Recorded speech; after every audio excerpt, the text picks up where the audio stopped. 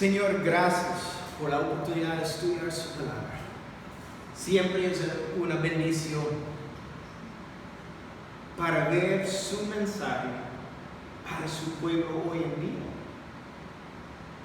Y Señor, cuando aprendemos las cosas de su palabra, que tenemos un deseo a poner estas cosas en práctica. Que vivimos lo que creemos. Que eso no es simplemente una religión, pero es una relación que tenemos con el Creador del universo. Señor, bendice este servicio, derrama su espíritu sobre cada persona aquí, prepara nuestros corazones para recibir su mensaje. Señor, dejamos todo en tus manos. En el nombre de Jesús. Amén. Pues estamos estudiando el libro de Mateo. Posiblemente está pensando, pero yo pensé estamos estudiando el libro de Marcos. Sí, la verdad. Pero estamos tomando un momento para estudiar el Sermón de Monte. Lo que encontramos en Mateo. Entonces, abre sus Biblias a Mateo capítulo 5. Esa enseñanza que tenemos de nuestro Señor es la enseñanza más extensa que tenemos. ¿Es importante entonces? Definitivamente. Pues la semana pasada vimos que Jesús enseñó a la multitud de seguidores que sus vidas son la sal y la luz al mundo. Y para mí la parte más importante en esta enseñanza de la semana pasada es que somos la sal y la luz. No es una opción, no es una meta de nuestras vidas, ¿verdad? Un día yo quiero ser la sal de la tierra o la luz del mundo. No, Cristo dijo claramente que somos la sal y la luz. Es una responsabilidad que tenemos. La sal, ¿cómo? Bueno, sabemos que la sal en los tiempos antiguos fue usada para ¿qué? Crear una sed. Entonces para nosotros es crear una sed espiritual en el mundo. Por nuestras vidas. Es decir, en cómo hablamos y actuamos. Que la gente mirando nuestra vida, like, wow, qué increíble la vida de esa persona. ¿Qué es la diferencia? ¿Y qué es la diferencia entre el creyente y no creyente? Es solo una cosa. Es que Jesús es la diferencia, nada más. Porque todos son pecadores. Entonces, la única diferencia es que tenemos Cristo guiando nuestras vidas. Hoy veremos que Jesús no vino para destruir la ley de Dios, sino para cumplirla. Y muchas veces la gente ¿cómo? También veremos que Él dijo que para entrar en el reino de los cielos, la gente debe exceder la justicia de los fariseos. Necesitamos entender la cultura en ese tiempo. Los fariseos estaban el estándar de qué es la santidad, la pureza, qué es la justicia.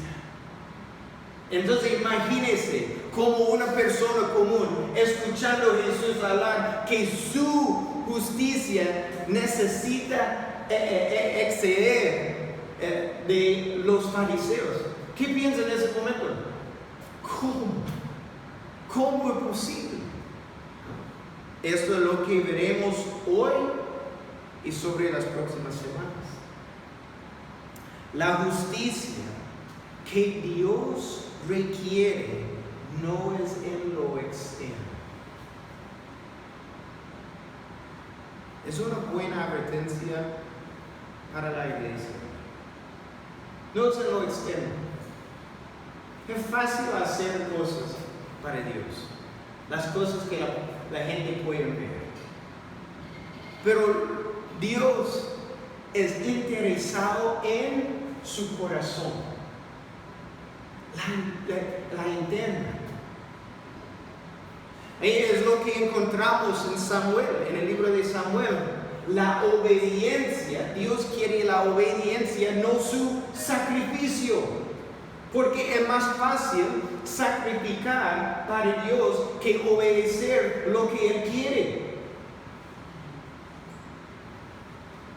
Estoy sacrificando mi tiempo para limpiar la iglesia, pero su corazón es lejos del Señor.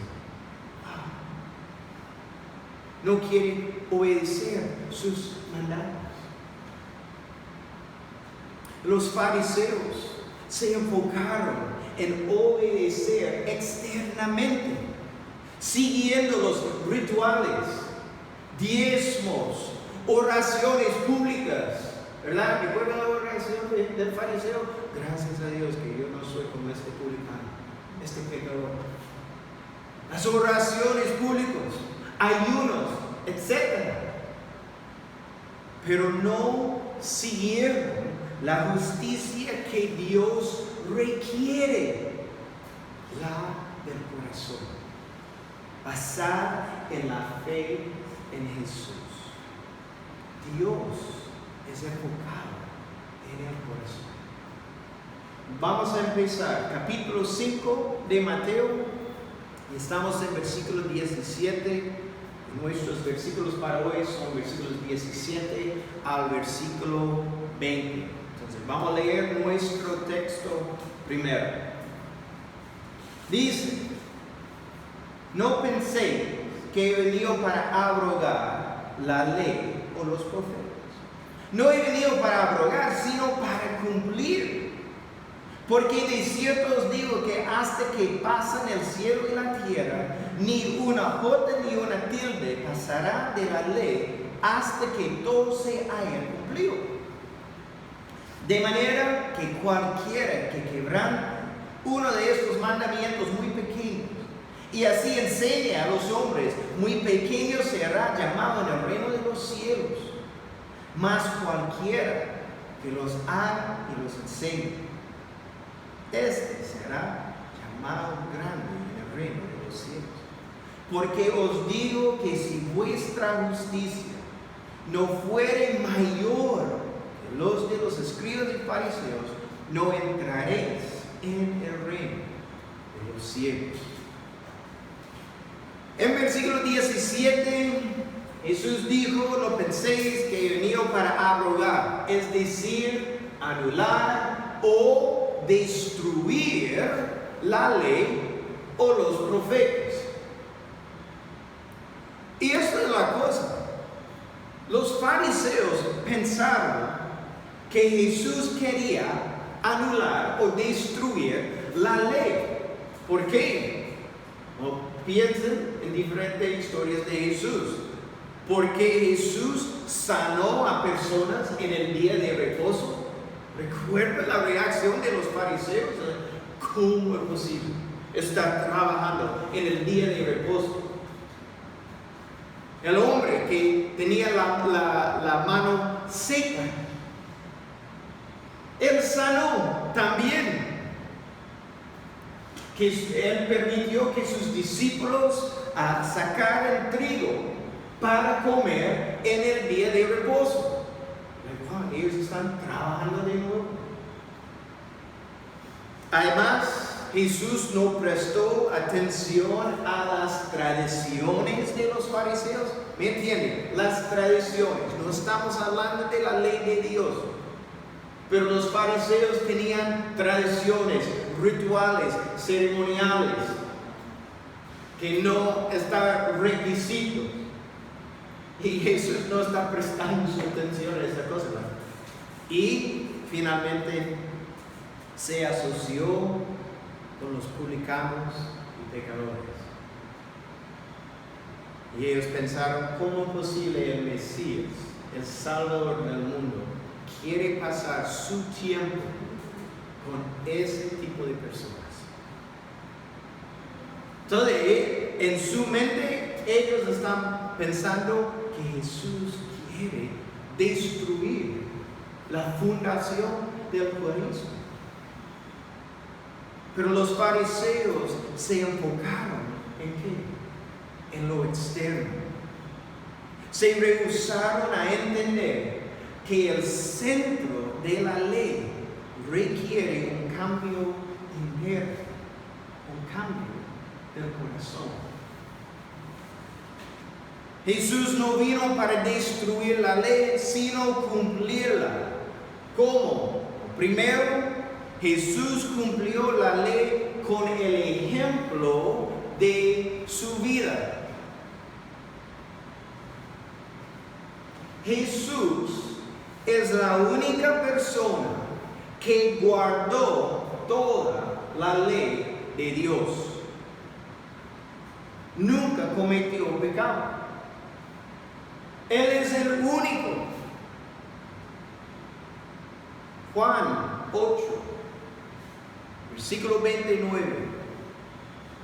Juan 8, 29 dice: y aquel que me envió está conmigo. No me ha dejado solo porque, y eso es la clave, yo siempre hago lo que le agrada. Es la clave. ¿Qué otra persona en este mundo puede decir esto? Que siempre ha hecho lo que le agrada a Dios. Yo no puedo decir eso. Nadie. Y la única manera que alguien puede agradar a Dios siempre es que no pecamos. Cuando pecamos, eso no agrada al Señor. Solo Jesús puede decir eso. Jesucristo cumplió la ley en y por su vida.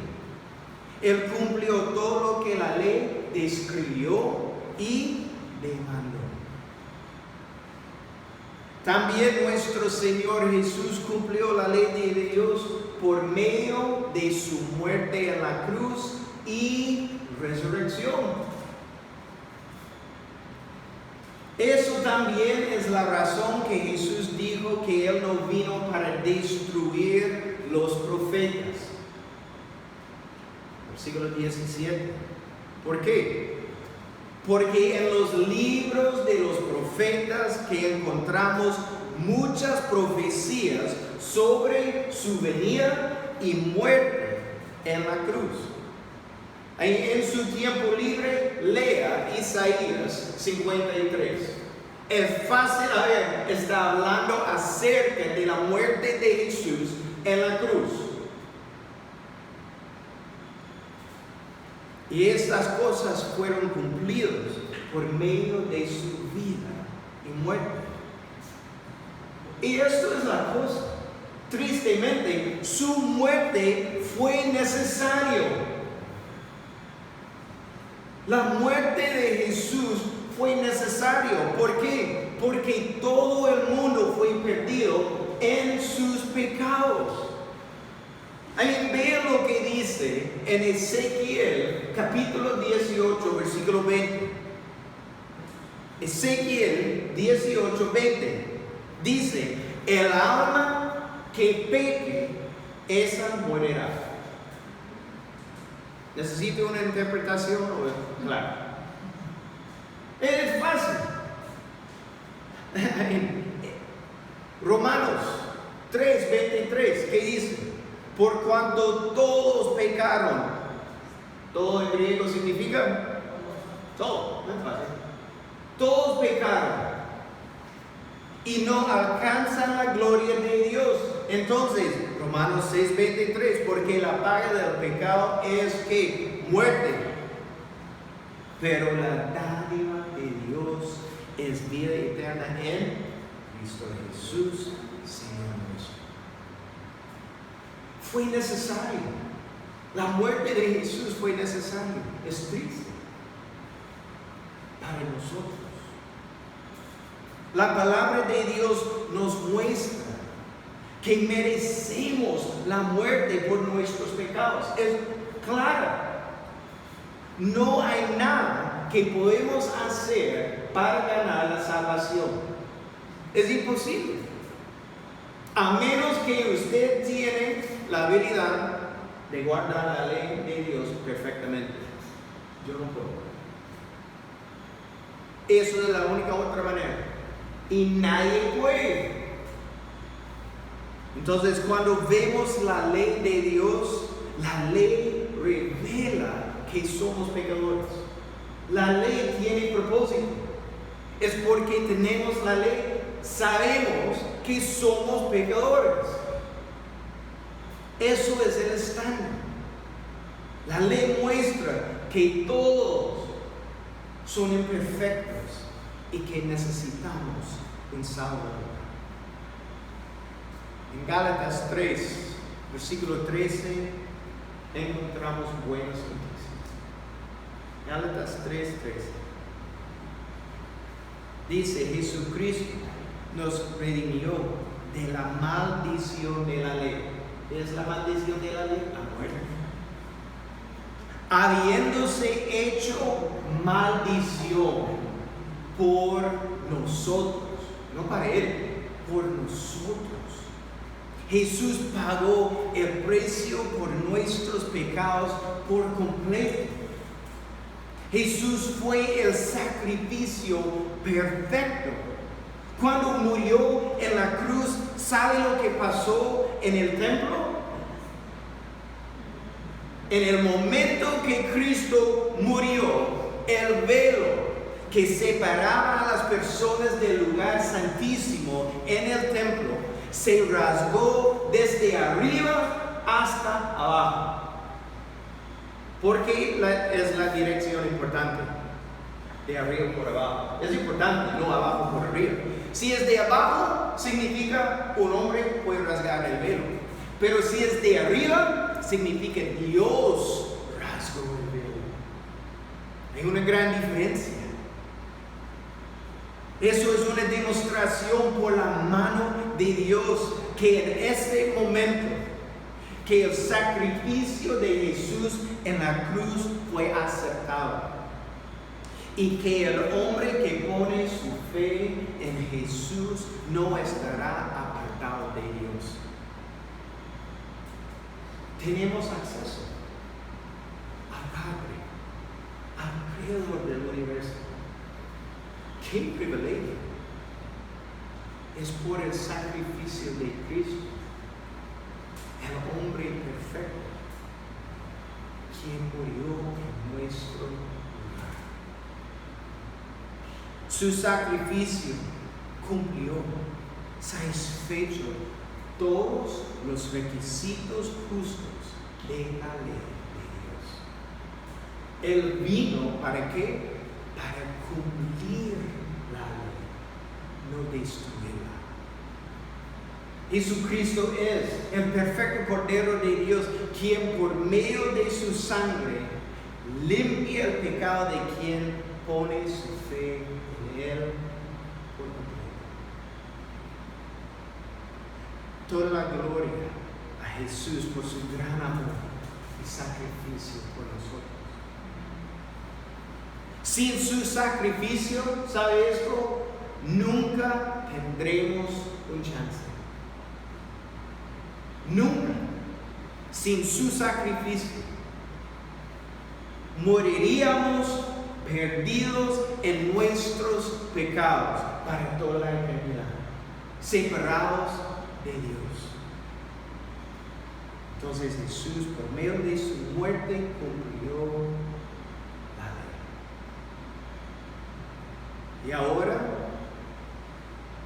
Jesús quiere cumplir una obra en cada creyente. ¿Sabe eso? Dios quiere, si usted tiene una relación con Cristo, Dios quiere cumplir una obra en ti. Cuando recibimos a Jesús como nuestro Señor y Salvador, Él nos da su espíritu que nos empodera cada día a caminar conforme a lo que agrada a Dios.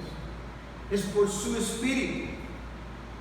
Cuando tenemos una relación con Cristo, eso nos cambia por adentro, ¿verdad? Nuestro corazón.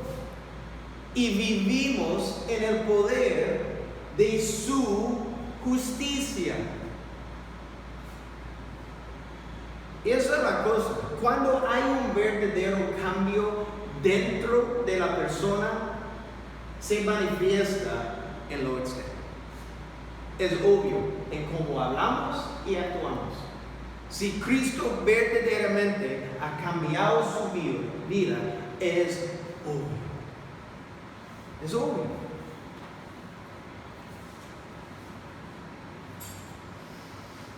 Cuando nos arrepentimos de nuestros pecados y ponemos nuestra fe en Jesús como Señor y Salvador de nuestras vidas, el Espíritu Santo cambia nuestros corazones y somos vestidos en la justicia de Jesús.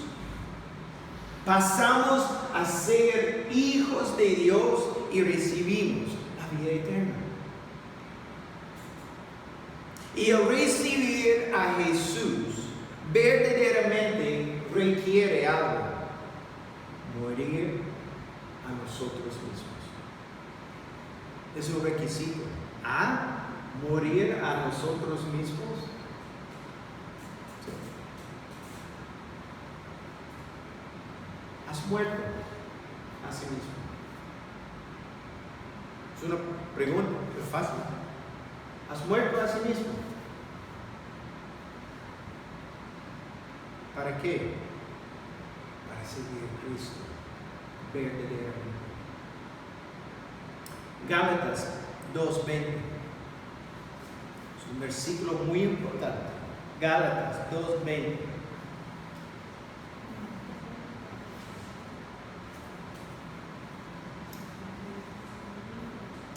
Dice: con Cristo he sido crucificado, y ya no soy yo el que vive, sino que Cristo vive en mí. Vean la próxima parte. Y la vida que ahora vivo en la carne, la vivo por la fe en el Hijo de Dios, el cual me amó y se entregó a sí mismo por mí. Somos muertos a nosotros mismos. ¿Por qué? Porque vivimos por Cristo en su poder. Y esa es la cosa, cuando Cristo verdaderamente vive en nosotros, nuestra naturaleza cambia. Su obra en nosotros cambia como nuestro hablar. Pensamos diferente. Y actuar.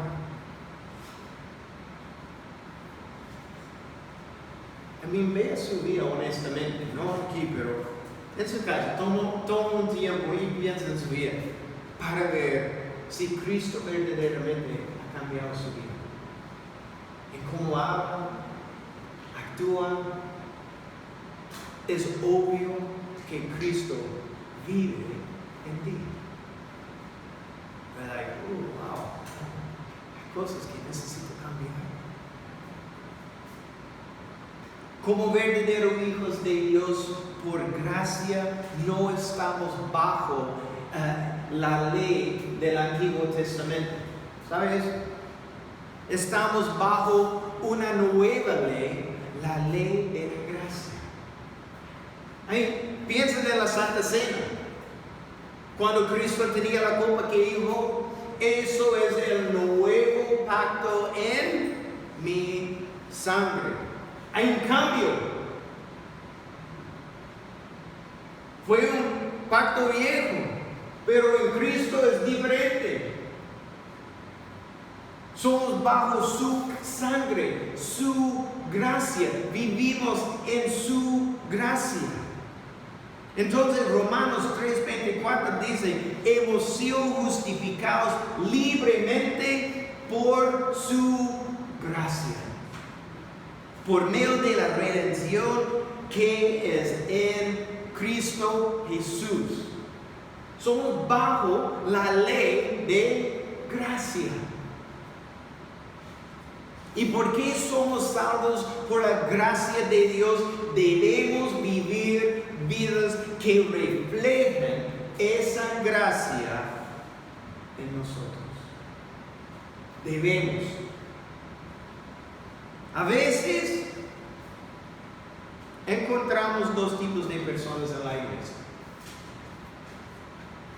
Los que viven por la gracia que han recibido y otros que aún quieren poner a la gente bajo la ley, lo que es conocido como el legalismo.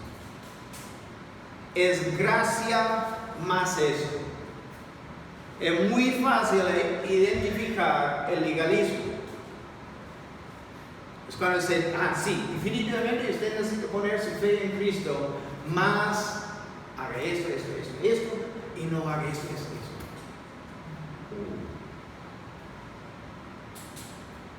Quiero ilustrar eso para ustedes. Imagínense por un momento que tenemos un accidente de auto enfrente de la iglesia. Estamos aquí, y llegan dos grupos: los policías y los paramédicos. Son dos grupos diferentes y tienen funciones diferentes, ¿verdad? Los policías investigan la escena para ver qué pasó. Buscan los hechos y ¿qué más? Culpables. Los paramédicos llegan y no importa quién es culpable, no importa qué pasó, ¿verdad? La única cosa que ellos quieren hacer es atender los heridos, ¿verdad? Eso es su único enfoque.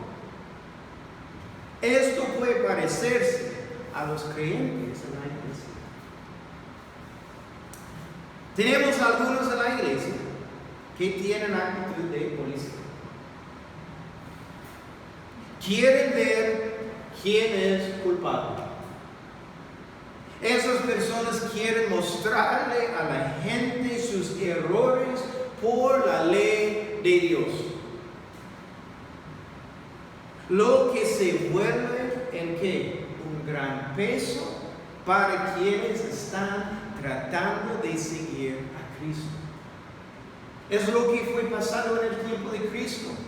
¿Sabe esto? Los fariseos tenían 613 leyes adicionales para mantener. Imagínense cómo se siente. Mira, no puedo hacer nada. Y eso es la cosa. El legalismo normalmente termina en una de dos cosas: orgullo, lo que es pecado, ¿verdad? Es mi vida. Yo no estoy haciendo esto, pero estoy haciendo eso. ¿Por qué no está haciendo eso? Yo estoy haciendo eso. Orgullo o derrota. No puedo. En el final, viendo todo lo que necesito hacer para seguir a Cristo, no puedo. Y la persona se siente derrotado y en el final dice, no más, no puedo.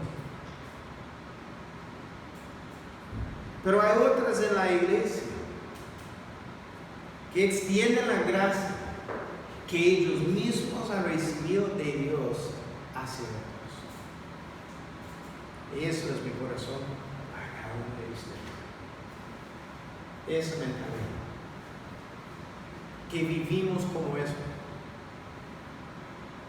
Estas personas quieren ayudar a sanar el corazón y apuntar a los demás a Cristo para que sean restaurados a su amante Salvador. Esas personas no están buscando quién es culpable, sus errores, quién hizo esto. Solo estamos enfocados en el corazón. Y esta es la cosa, es muy importante. La ley de Dios no puede salvar a nadie. Nadie. Pero la gracia de Dios puede salvar a todos. Es importante. Cuando vivimos por la gracia que de Dios, queremos traer restauración y sanidad en las vidas de los demás. Eso es la meta. Porque sabemos que su gracia nos sanó.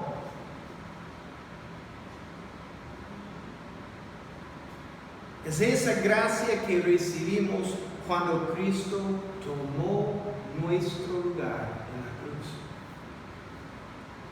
La gracia es lo que vemos claramente en la vida de nuestro Señor.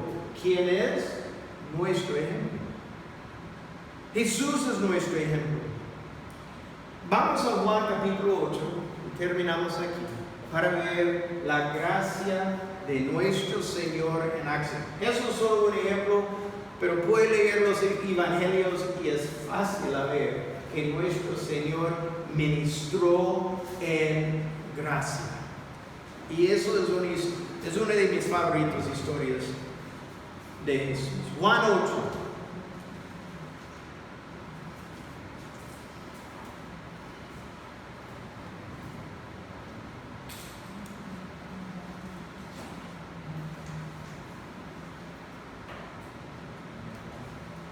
Aquí vemos Jesús está enseñando a la gente en el templo de esa región.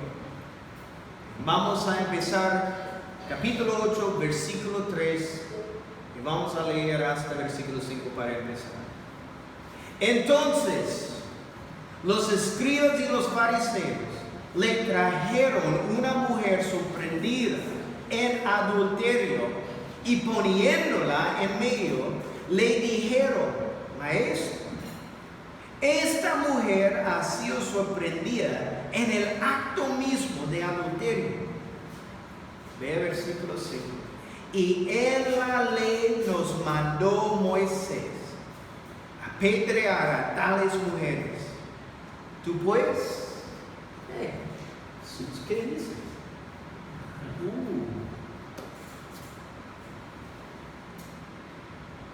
Entonces, Jesús está enseñando. Tiene la multitud, sus discípulos, y llegan todos los líderes religiosos con esa mujer, ¿right? Esa mujer pillada en el acto de adulterio. Imagínense cómo sintió esa mujer en este momento. ¿Qué dice? Dice que los fariseos la pusieron en medio de todos. Eso es su pueblo. Ellos están en el templo, los líderes religiosos. ¿Cómo se siente? Lleno de vergüenza. ¿Sabe lo que está preparado para qué? La penalidad. Versículo 5. ¿Dónde está el hombre? Es una buena pregunta, ¿verdad? ¿Dónde está el hombre? Creo que requiere 2 personas para cometer adulterio. ¿Dónde está el hombre?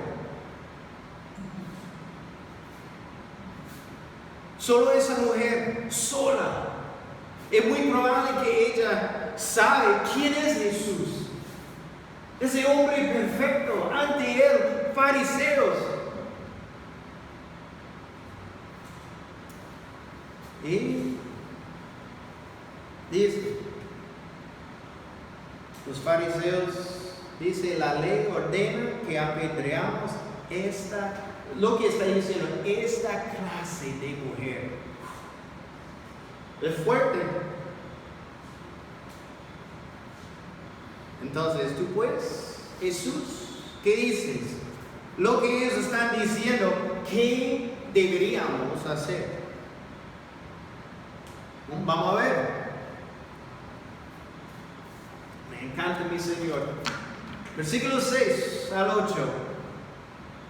Mas estos decían tentándole para poder acusarle.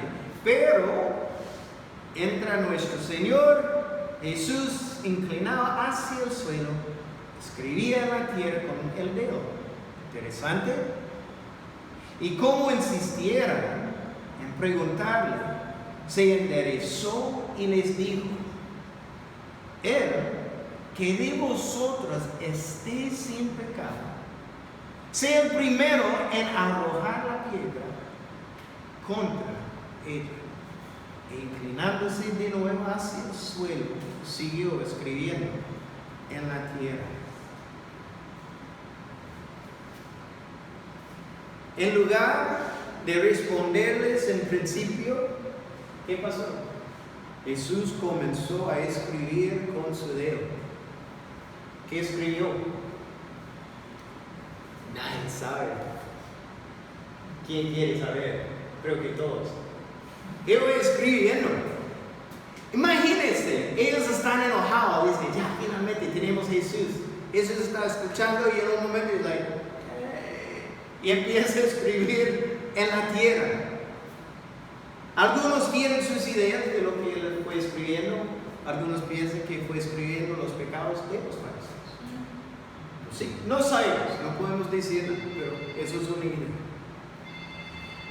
Los fariseos luego insistieron, ¿y qué pasó? Finalmente Cristo habló y dijo que el que de ustedes esté sin pecado, sea el primero en tirarle una piedra. Sin pecado.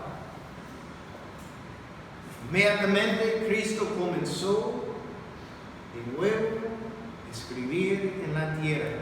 Vamos a ver cómo los fariseos recibieron esa cosa de Jesús. Versículo 9.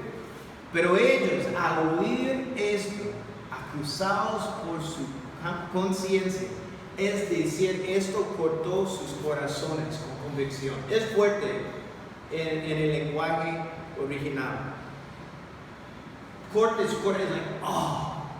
Para escuchar esto, salían uno a uno, comenzando desde los más viejos hasta los postreros, y quedó solo Jesús y la mujer que estaba en medio. Por convicción ellos se empezaron a ir uno por uno, y finalmente, ¿qué vemos aquí? Es algo increíble. Es solo Jesús y la mujer. No vamos a ver cómo nuestro Señor respondió a ella.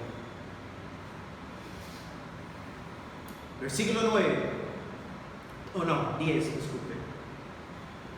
Enderezándose Jesús y no viendo a nadie sino a la mujer, le dijo: mujer, ¿dónde están los que te acusaban? ¿Ninguno te condenó? Y ella dijo: ninguno, Señor. Entonces Jesús le dijo: ni yo te condeno. Vete y no peques más.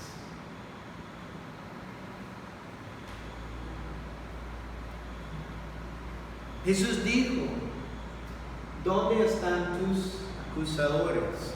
Pero vea, Jesús no es incluido en esta frase.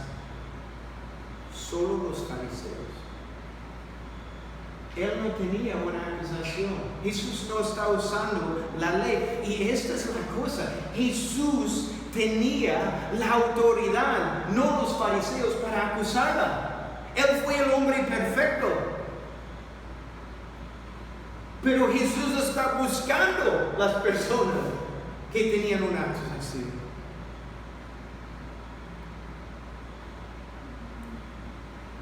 Jesús terminó diciendo que yo te condeno.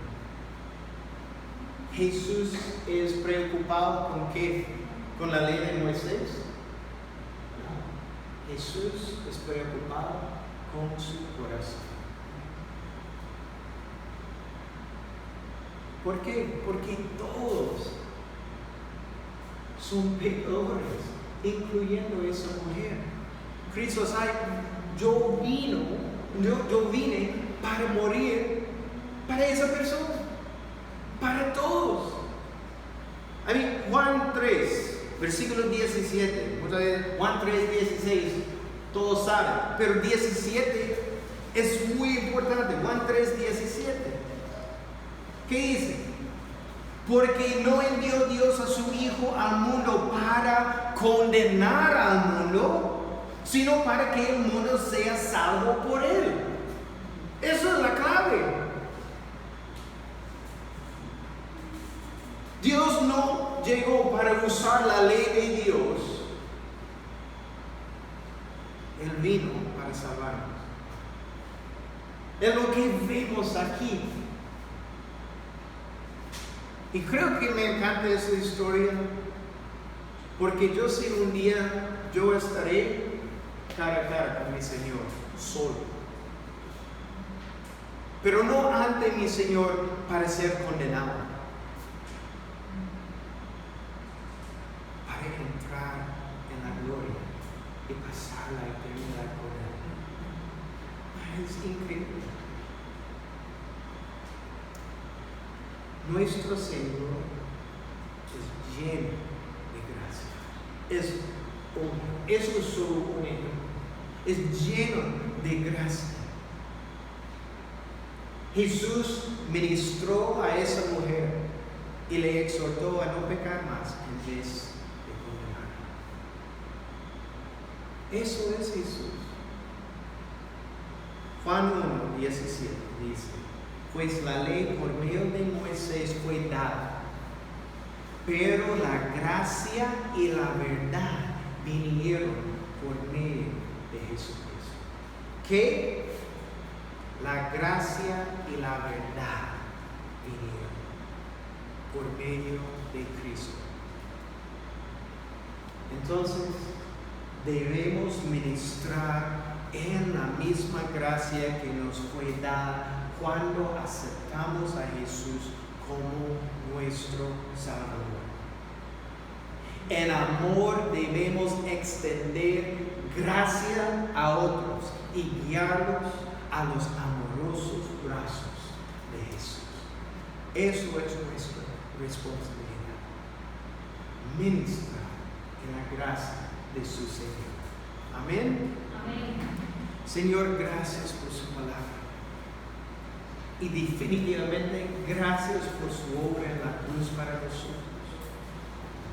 La demostración de su gran gracia hacia nosotros.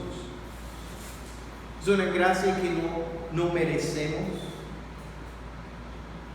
Libremente derrama esa gracia en nuestras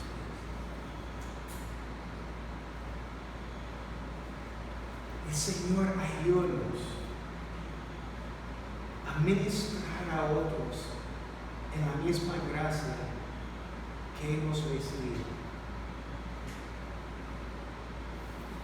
Que estamos demostrando su gracia, su amor, su misericordia, su bondad a los demás.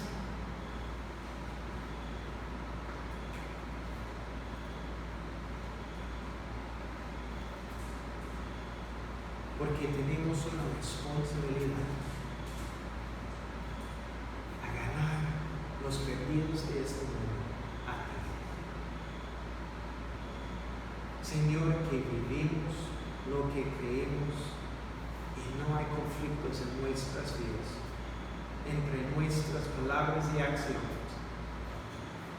Pero es obvio que vivimos por nuestro Señor que nos ama. Pedimos estas cosas en tu glorioso nombre. Amén.